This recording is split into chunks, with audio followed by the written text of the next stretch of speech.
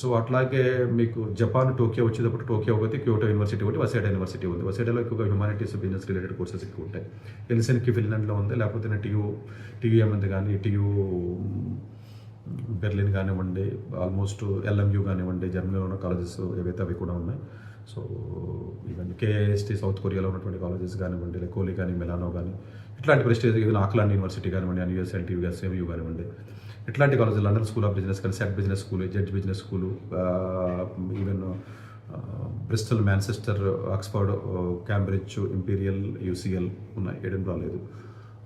ఇవి బేసికల్గా కేసీఆర్ కూడా ఉందండి. సో ఇవి మాకు యూకేలో ఉంటాయి. సో ఇట్లాగ అన్ని కంట్రీస్లో, ఈవెన్ మెక్సికో కానీ, మిగతా అన్ని కంట్రీస్లో ఉన్నటువంటి కాలేజెస్ ఏవైతే ఉన్నాయో ఆ కాలేజెస్ అన్ని కూడా వాళ్ళు చెప్పడం జరిగింది. ఈవెన్ ఆస్ట్రేలియా లేవండి. ఆస్ట్రేలియా పార్ట్నర్ యూనివర్సిటీస్ ఎక్కువ లేవు.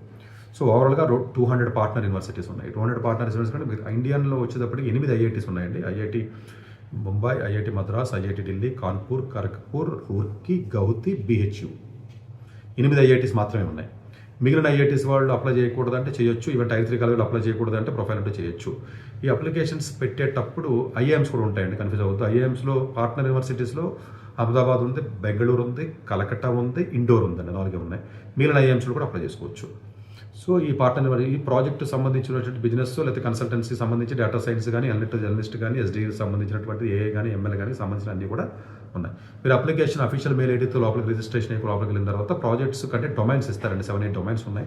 ఆ 7 డొమైన్స్లో ఒక 2-3 డొమైన్స్ సెలెక్ట్ చేయండి. మరి పొలోమని అన్ని సెలెక్ట్ చేసేకండి. ఎందుకంటే ఆ సీవీని కొంచెం టైలరింగ్ చేసుకుని, సరే కస్టమైజ్ చేసుకుని, అటు సీవీని కొంచెం జాగ్రత్తగా మీరు ప్లాన్ చేసుకుని, ఆ సీవీని జాగ్రత్తగా సెట్ చేసుకుని, ఆ సీవీ పెట్టుకుని కవరింగ్ లెటర్ కానీ ఎస్ఓపీ కానీ రాయవలసి ఉంటుంది. అది కూడా రాసి మీరు ఏ ఏరియాలో అయితే చేద్దాం అనుకుంటారో, ఇంతకుముందు ప్రాజెక్ట్ ఏం చేశారు, దానికి సంబంధించినటువంటి మొత్తం దాన్ని కొంచెం అలైన్ చేసుకుని చక్కగా చేసుకోవచ్చు. ఇది అప్లై చేయడానికి ఎక్కువ టైం పట్టదు.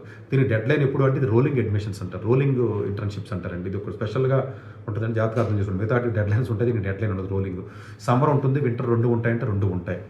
సో సమ్మర్ ఇంటర్న్షిప్కి సంబంధించి మార్చ్ ఎండింగ్ వరకు తీసుకున్నట్లయితే జనరల్గా మే టు జూన్, జూలైలో 8 to 12 వీక్స్ వరకు మీకు ఉన్న ఫ్లెక్సిబిలిటీని బట్టి టైమింగ్స్ని ఫిక్స్ చేసుకోవచ్చు. ఇందులో ఉన్నటువంటి గ్రేట్నెస్ ఏంటంటే మీ హాలిడేస్ ఎప్పుడు ఉంటే హాలిడేస్ని మెన్షన్ చేసినట్లయితే వాళ్ళు ఇస్తారు.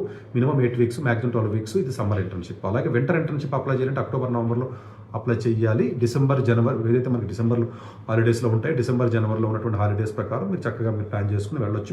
మీరు ఒకసారి సెలెక్ట్ అయిన తర్వాత వెళ్ళొచ్చు. సెలెక్ట్ అవ్వడానికి ఎగ్జామ్ ఏమైనా పెడతారంటే ఎగ్జామ్ పెట్టరు, ఓన్లీ ఇంటర్వ్యూ మాత్రమే ఉంటుంది. ఇంటర్వ్యూ అయిపోయిన తర్వాత ఆఫర్ లెటర్ ఇస్తారు. ఆఫర్ లెటర్ ఇచ్చిన తర్వాత అప్పుడు డ్యూరేషన్ మీరు మ్యూచువల్గా ఎమికబుల్గా ఉన్నటువంటి డ్యూరేషన్ మీరు మెన్షన్ చేసుకుని, నాకు 8 వీక్స్ ఖాళీగా ఉంటుంది, 10 వీక్స్ ఉంటే 12 వీక్స్ ఖాళీగా ఉంటాయని చెప్పుకుని వెళ్ళొచ్చు.